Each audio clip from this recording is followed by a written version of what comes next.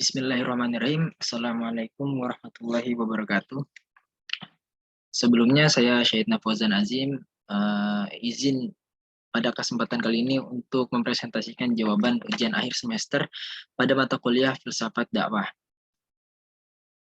Langsung saja, Bismillahirrahmanirrahim. Yang pertama di sini ada nomor yang awal, yaitu tentang pohon dakwah. Pohon ilmu dakwah itu tersendiri terbagi menjadi 3. Nah, di atas itu di paling bawah itu ada iman. Iman di sini itu diibaratkan sebagai akar yang menjulur ke dalam bumi dan menguatkan dari sistem-sistem yang ada sehingga membuat batangan pohon hingga daun-daun hingga buah-buahan yang ada itu ternutrisi secara menyeluruh. Nah, dan juga ibarat seperti iman. Iman itu tidak bisa dilihat hanya secara dengan kasat mata kita melihat iman seseorang, tidak bisa. Sama seperti akar, dia tertutup di bawah tanah. Agar itu iman di sini semakin kita memiliki iman yang kuat, semakin kita memiliki iman yang bagus, maka karakter Islam kita itu pula menjadi semakin bagus. Sama seperti pohon, ketika akar itu semakin kuat, akar itu menutrisi pohon itu semakin bagus, maka pohon yang ada di dalam bagian dari akar itu akan terus menjuntai tinggi hingga akhirnya mempunyai buah ihsan. Ihsan tersendiri itu diibaratkan sebagai buah yang sepanjang tahun atau bahkan sepanjang waktu itu tumbuh dan mempunyai ranum yang begitu wangi. Nah, selanjutnya yakni nomor 2 itu ada sumber pesan dakwah. Sumber pesan dakwah itu tersendiri terbagi menjadi 2. Nah, yang pertama itu ada Al-Quran. Nah, Al-Quran dan Al-Hadis. Lanjut kepada hakikat pesan dakwah. Ada beberapa yang saya rangkum di dalam Al-Quran, itu yang saya dapati adalah yang pertama, di antara wujud kebenaran, hakikat atau hakiki al-haq adalah al-Islam dan syariah. Maka pesan dakwah adalah Islam atau syariah. Jadi sebagaimana kebenaran hakiki yang datang dari Allah melalui malaikat Jibril kepada para nabi-nabinya dan sampai kepada nabi terakhir, yaitu Nabi Muhammad SAW.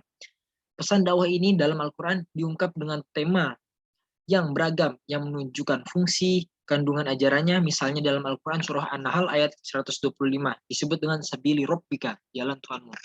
Dan yang kedua ada Al-Quran menyebut terma Islam sebanyak 28 kali dalam bentuk kata kerja dan sebanyak 110 kali dalam kata benda.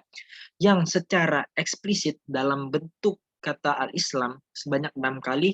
Jadi kedamaian, keselamatan, kesejahteraan, kedudukan, ketundukan, dan tata aturan hidup bagi manusia, yaitu sebuah nama bagi ad-din atau agama itu sendiri.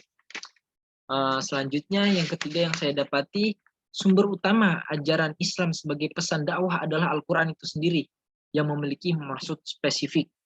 Nah, lanjut ke nomor selanjutnya, nomor 3, yaitu kita akan membahas tentang 3 sandi hikmah dalam dakwah. Ada 3 sandi hikmah dalam dakwah, yaitu ada ilmu, sabar atau al-hilm, dan al-an'am. Saya jelaskan satu persatu. Al-ilm. Ilmu di sini, ilmu merupakan sendi yang paling penting dari hikmah itu sendiri. Sebab itu Allah memerintahkan manusia untuk mencari ilmu, atau alangkah baiknya berilmu dulu sebelum berkata dan beramal. Ibnu Taimiyah berkata bahwa ilmu yang terpuji sebagaimana yang dinyatakan Al-Quran dan As-Sunnah ialah ilmu yang diwariskan oleh para nabi. Yang kedua ada sabar atau al-hilm. Al-hilm berarti akal atau dewasa. Hilm itu sendiri, hilman bentuk masdar dari halimah, yang berarti hati-hati dan tenang ketika marah, atau tidak membagi atau tidak membalas ketika dia sanggup. Sendi hilm itu sangat penting, tidak kalah pentingnya dari sendi ilmu itu sendiri. Karena seorang dai akan banyak menghadapi situasi dari mad'u dengan berbagai macam sifat, karakter, usia, dan tingkatan sosial yang berbeda. Yang ketiga ada al-an'am. Al-an'am ini sendiri dimaksudkan berhati-hati atau tidak tergesa-gesa. Bagi seseorang dai, sikap berhati-hati membantu memperbaiki segala urusannya. Sebaliknya, sikap tergesa-gesa akan membuat seseorang sering melakukan kesalahan dan kerugian. Selanjutnya ada perbedaan antara akhlak dan etika dalam perspektif filsafat. Nah, etika itu sendiri berbicara tentang eh, mohon maaf, etika berbicara soal ilmu yang bersumber pada adat istiadat, dan sedangkan akhlak berupa perangai yang bersumber pada Al-Quran dan As-Sunnah. Etika memiliki sifat vokal dan temporer, sedangkan akhlak itu sendiri memiliki sifat yang universal dan abadi. Ini dikarenakan akhlak bersumber pada firman Allah Subhanahu wa taala yaitu Al-Qur'an yang diterapkan sejak zaman Rasulullah SAW. Nah, selanjutnya di sini saya akan merangkum beberapa materi yang telah disampaikan oleh Dr. Asep Sodikin tempo hari, yaitu filsafat dakwah, memiliki dua disiplin ilmu di dalam kandungan tersebut, yaitu ilmu filsafat dan dakwah itu sendiri. Filsafat sebagai kajian atau pembahasan yang sedalam-dalamnya tentang sesuatu untuk menemukan hakikat dari sesuatu itu sendiri.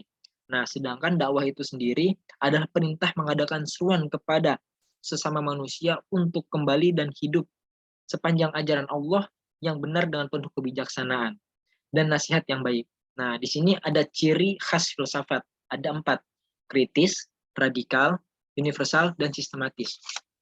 Lantas, Dr. Asep Sodikin sendiri menjelaskan bahwasanya pengertian filsafat dakwah adalah ilmu pengetahuan yang mempelajari secara kritis dan mendalam tentang dakwah. Tujuan dakwah mencakup mengapa diperlukan proses komunikasi dan transformasi ajaran dan nilai-nilai Islam, dan untuk mengubah keyakinan, sikap, dan perilaku seseorang khas Islam itu sendiri, dan respon terhadap dakwah yang dilakukan oleh para dai dan mubalik, sehingga orang yang didakwahi dapat menjadi manusia-manusia yang baik dalam arti beriman, berakhlak mulia seperti yang diajarkan oleh Islam. Dan ada beberapa kata yang saya kutip, yaitu salah satunya filsafat itu dipakai sebagai pisau asal analisis. Dalam kata ini saya bisa berpendapat bahwasanya filsafat itu bisa mempertajam pisau analisis kita terhadap sesuatu sampai kita mendapatkan hakikat apa yang ingin kita capai dari suatu hal tersebut. Mungkin hanya ini yang bisa saya sampaikan, kurang lebihnya mohon maaf.